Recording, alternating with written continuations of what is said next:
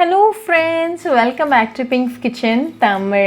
இன்னைக்கு நம்ம பலாக்கொட்டை வச்சு ரசம் எப்படி செய்யறதுன்னு தான் பார்க்க போறோம். இது ரொம்ப ஹெல்தியான ஒரு ரெசிபி. உங்களோட இம்யூனிட்டியை நல்லாவே பூஸ்ட் பண்ணும். ரொம்ப ஈஸியா பண்ணிடலாம். ரொம்ப கம்மியான இன்கிரிடியன்ட்ஸ் தான் தேவை. சோ இந்த ரெசிபியை பார்க்கறதுக்கு முன்னாடி இதுக்கு தேவையான பொருட்கள் என்னென்னன்னு பார்த்துட்டு வந்துடலாம். ஒரு இடிக்கிற கல்லில் 1 டீஸ்பூன் மிளகு அப்புறமா 1 டீஸ்பூன் ஜீரகம் சேர்த்துக்கோங்க. இதை நல்லா ஃபைன் பவுடராக தட்டிடுங்க.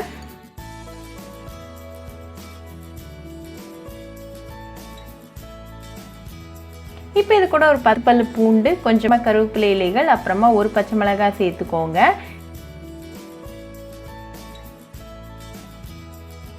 இதை நல்லா இடிச்சிருங்க.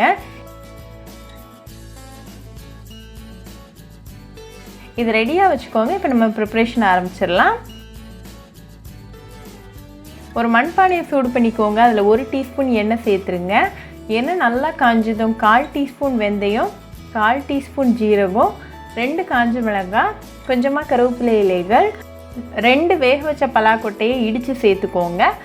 1 சிட்டிகை பெருங்காயத்தூள், நம்ம இடித்து வச்சுருக்கிற அந்த இன்க்ரீடியன்ட்ஸ், 2 பழுத்த தக்காளி பொடிசாக கட் பண்ணது, 1 டீஸ்பூன் உப்பு, அப்புறமா 1/4 டீஸ்பூன் மஞ்சள் தூள் சேர்த்துக்கோங்க. இதை நல்லா மிக்ஸ் பண்ணிடுங்க. தக்காளி நல்லா மசிஞ்சு குக் ஆகிற வரைக்கும் நல்லா வேக வச்சுக்கோங்க.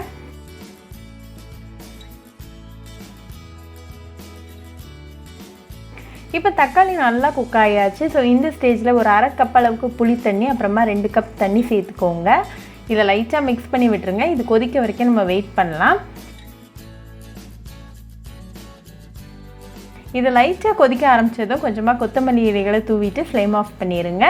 இப்போ நமக்கு சுவையான பலாக்கொட்டை ரசம் சூப்பராக ரெடி ஆயாச்சு. இதை நல்லா சூடாக சாதம் கூட சர்வ் பண்ணி உங்கள் ஃபேமிலியும் ஃப்ரெண்ட்ஸ் கூட என்ஜாய் பண்ணுங்கள். ரொம்பவே ஹெல்தி அண்ட் டெஃபினட்டாக ஒரு இம்யூனிட்டி பூஸ்டர். ஸோ கண்டிப்பாக இந்த பலாக்கொட்டை ரசம் ரெசிபியை உங்கள் வீட்டில் ட்ரை பண்ணி பாருங்கள். ட்ரை பண்ணிவிட்டு எப்படி இருந்துச்சுன்னு எனக்கு கமெண்ட்ஸில் சொல்லுங்கள். இன்னொரு சூப்பரான ரெசிபியோட உங்களை பார்க்குற வரைக்கும் பாய் ஃப்ரெண்ட்ஸ். உங்களுக்கு இந்த வீடியோ பிடிச்சிருந்தா லைக் பண்ணுங்கள், ஷேர் பண்ணுங்கள், கமெண்ட் பண்ணுங்கள் அண்ட் மறக்காமல் சப்ஸ்கிரைபும் பண்ணிடுங்க. கூடவே பக்கத்தில் இருக்க பெல் ஐக்கானையும் கிளிக் பண்ணிக்கோங்க. அப்போ தான் நான் போடுற வீடியோஸ் எல்லாம் உங்கள் நோட்டிஃபிகேஷனில் வரும். உங்களுக்கு ரெசிபிஸ் இங்கிலீஷில் பார்க்கணுன்னா பிங்க்ஸ் கிச்சன் சேனலை பாருங்கள். சேனலோட லிங்க் நான் அந்த டிஸ்கிரிப்ஷன் பாக்ஸில் கொடுக்குறேன். மறக்காமல் செக் பண்ணுங்கள்.